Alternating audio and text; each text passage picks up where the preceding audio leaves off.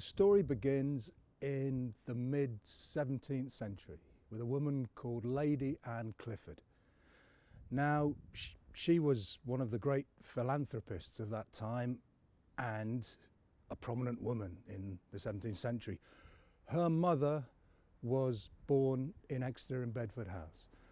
As a tribute in memory of her mother, she bought land on the outskirts of Exeter, a field near Exeter, this land, and set up a trust. The trust, the deed stated that money would go towards the education of a poor child in the parish of St. Stephen's. And the land was rented out to local farmers for 7-year periods. At the beginning of the 18th century, the 19th century, it was known as the parish field. By the mid-19th century, it was being used for other activities besides farming. There were travelling shows setting up here every summer. There was cricket being played. There was rugby being played. In the 1880s, there was a political rally here.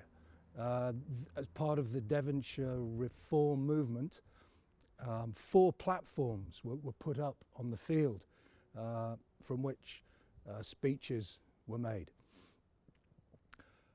As far as association football is concerned, the date that interests the club, our club, the important date is the 6th of October 1894. Now on that day, a Saturday, Exeter AFC, no connection to us, Exeter AFC played Minehead, and they won 3-0. That's not so important. We were told that the players from Minehead arrived late. The game had to start early. The Minehead players had to get back to Somerset. And also, apparently, it complained about the fact that the grass was knee-deep in places. So that was 1894. After that, a club called AFC, Exeter AFC, were reformed, and Exeter United played here on this ground. At the end of the 1890s, rugby was played here.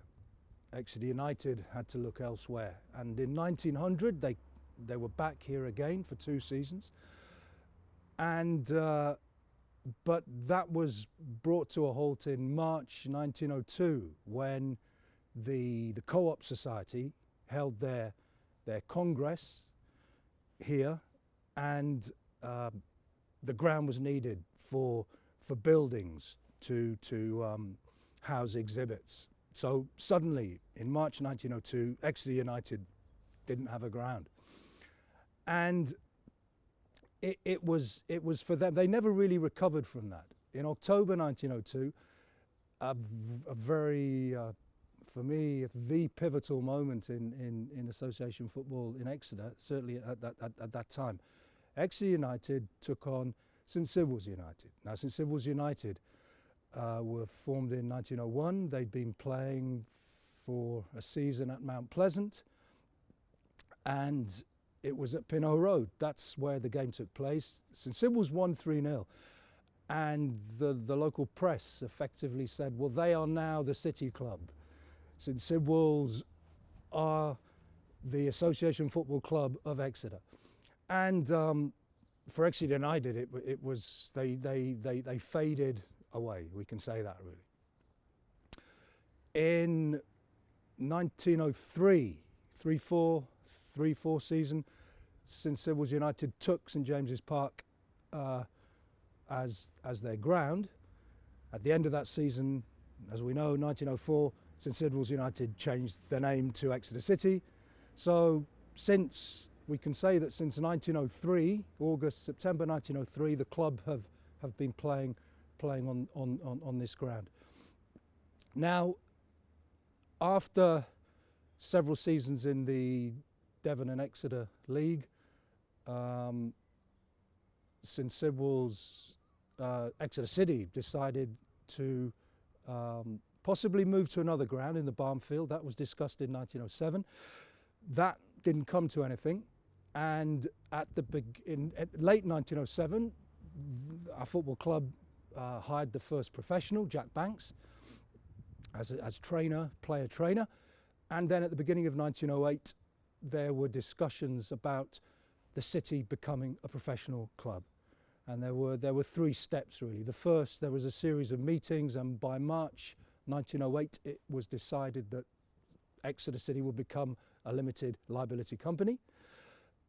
Secondly, the Clifford Trust were approached and a lease was taken, a 21-year lease was taken, so the ground was secure.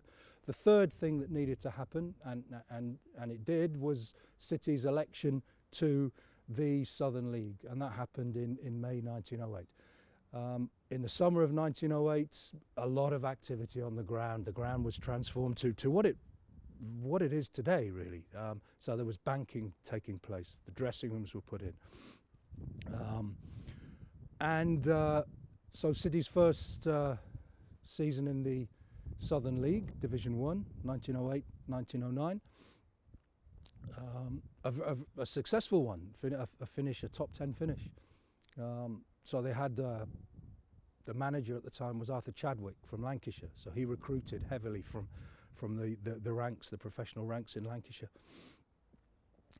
And certainly that was really the springboard, if you like. 1908 was when it all became serious in terms of first-class football. So the city's professional team dates from then.